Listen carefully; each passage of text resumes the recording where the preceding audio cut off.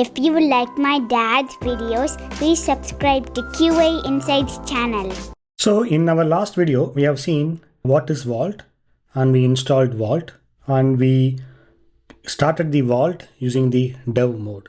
So right now, as you see in the left side, I am running Vault in dev mode. And as I mentioned earlier, Vault is not a database, and running in dev mode will not persist any data. So for that, let me demonstrate pretty quickly. So we are going to, using the Vault login, I'm going to log in using the root token here. And also I'm going to launch the Vault in the UI, and I'm going to paste the token here. And inside the secret engines, a secret, we are going to create a brand new secret, say, for example, app and API key equals 1234. So right now, this particular data, which is running in the Vault, which is in the development mode. Now I'm going to terminate the process and hit refresh. As you see, the UI has gone because there is no process running. Now I'm going to start the process again, Vault server dev. Again, I'm going to hit refresh. Now the Vault is up and running, and it's asking to root token. So I'm going to copy this root token. I'm going to paste it here and hit enter. And as you see here inside the secret, we don't have the previously created key value pair. So running in dev mode, which is good only for the POC purposes, testing purposes, and just to play around with the Vault. But if you want to persist the data, you need to configure the Vault properly. So we are going to see in this video how you can configure Vault properly, somewhat in a proper manner, and making sure the data is persistent even the Vault process is restarted or brand new process has been started on the terminal. Vault is not a database. So to make use of the data persistent, we are going to make use of the storage backends. So Vault supports multiple storage backends, file, raft, which is the proprietary storage type from HashiCorp, and also we can also leverage RDS, community edition, etc. So we are going to start with very simple file type. So for that, I'm going to make use of a simple config.html. So here, as you see, the config, inside the config, we have multiple stanzas. So the first one is the storage. So here, as you see, the storage type is file with the path, the absolute path where I want to store my data, which means the Vault data. So in my home directory under Vault and data 000 folder. And also we have the listener. So listener, again, TCP 8200 and TLS disabled. So this is not the recommended way of running Vault in production. You have to harden the Vault, which we will see it in the upcoming videos. But this is very pretty minimal config which is required to make the data persistence locally. Another important thing is the enable flag, the UI flag, which equals true. So we have to specify in the configuration, otherwise you cannot launch the UI. So with this configuration, I'm going to terminate this on the left side, and we are going to launch using this config.html. So I'm going to use Vault server -config and equals config.html, which is referring the current working directory, and hit enter. So now the Vault has been started using the storage type as file with the path of the specified folder path. So now again in the right side, I'm going to export this. So we're going to export the Vault address and Vault status. And as you see here, seal type is Shamir, which we are going to see in depth in the upcoming videos. So right now, Vault process is started, but it is not ready to take the request. Basically, you cannot store anything. You cannot do anything with the Vault. You just bought the Vault, but you need the key to open and store the stuffs, right? So here, the initialize is false. So we have to make this status to true, and also sealed equals true, which means sealed status. The Vault is in the sealed status. In the sealed status, you cannot do anything. Very minimal commands only you can perform. So you have to unseal it. So first step is you have to init the Vault, and the second step is to unseal the Vault. So basically Vault will be there, but it cannot perform anything. So we are going to first step is you have to initialize the vault using the vault operator init command and hit enter. So this will split unseal keys. So basically there is a root key. So root key will be split into 5 keys. The threshold by default, it is 5, and it will split into 5 keys. And also it will give you the root token, which is the admin token, which you have to store it securely. Basically, you should not store it securely in the ideal scenario. So what you have to do is start the vault, configure the vault with the whatever things relevant for your project. Then you have to toss the root token. So that's the best practice.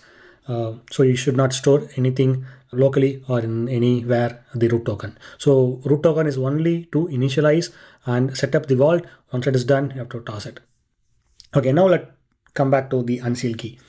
So here, apart from these two key value pair I mentioned, so here you can see the total char is 0, threshold is 0, unseal progress is 0 out of 0, and unseal nonce is not applicable.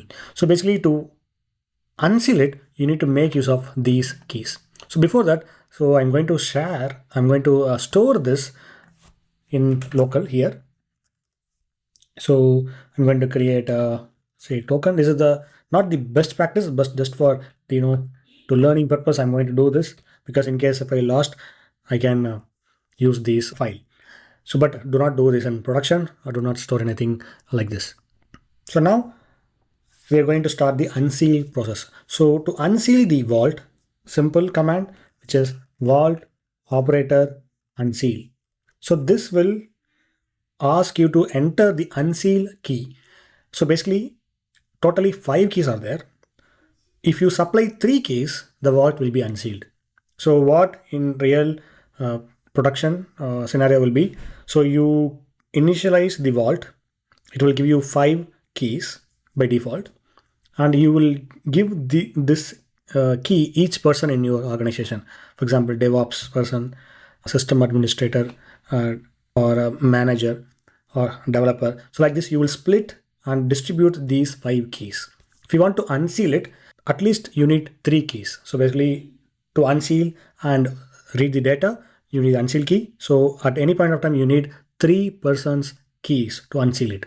So we are going to distribute the security by splitting the keys into multiple pieces and giving it to the right person, so that 3 person has to come together to unseal the key, unseal the vault.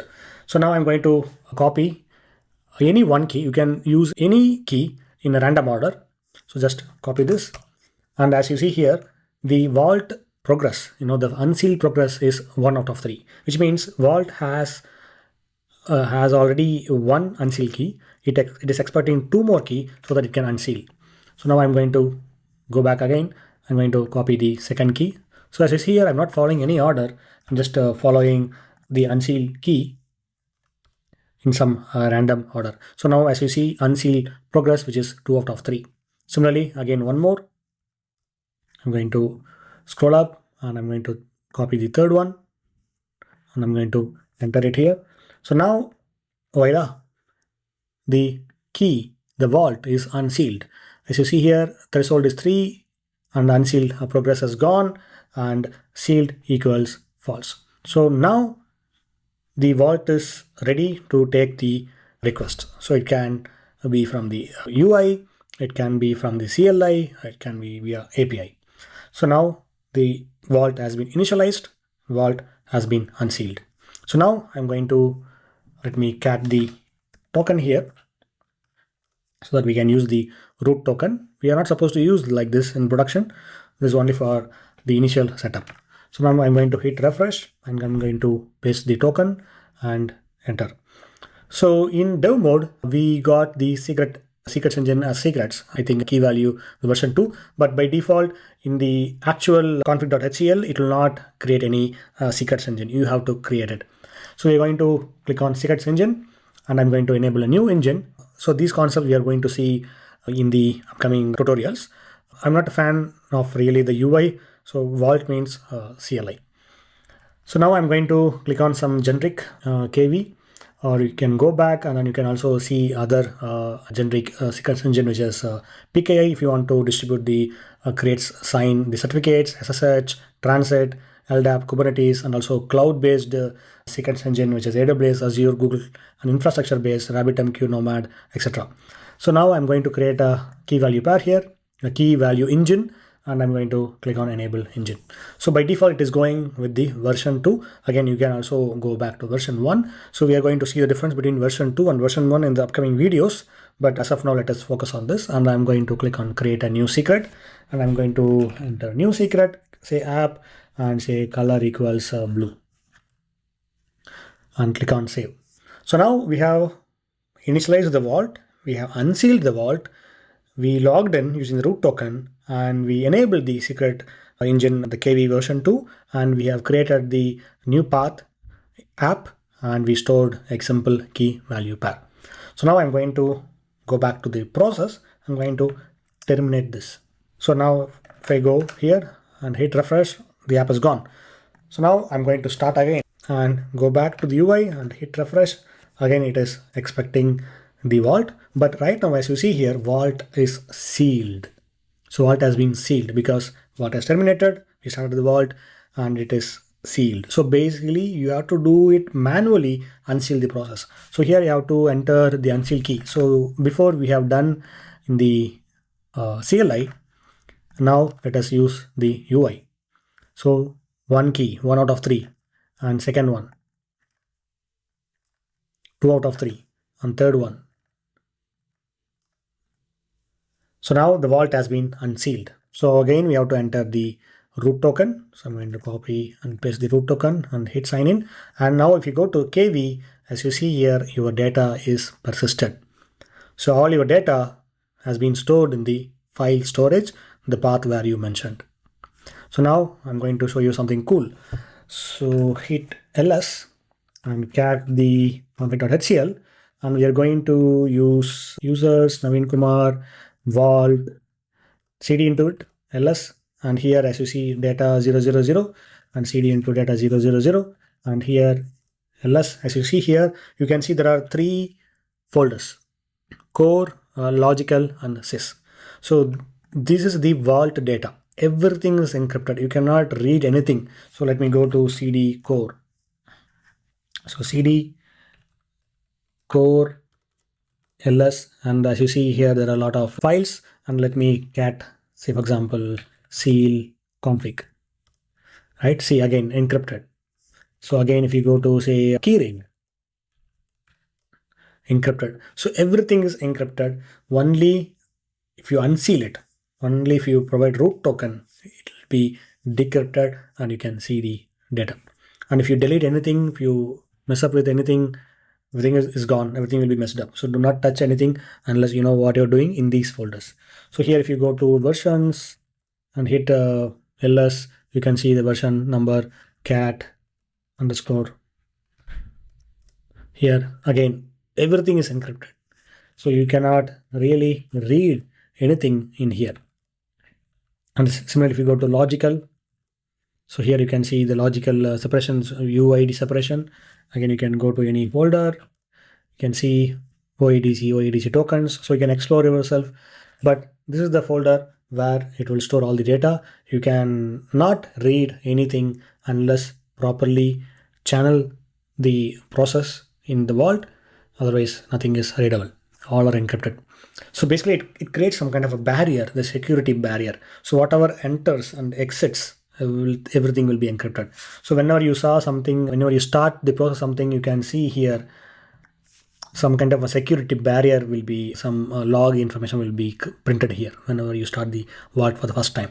So during that setup, it will do all the security layers and nothing will be, in the plain text. So this is how you start the vault in a somewhat proper manner and store the data and read, terminate, and then we have seen the unseal, init, everything. So in next video, we are going to dive deep into the secrets engine. And thanks for watching. Have a good day. If you like my dad's videos, please subscribe to QA Insights channel.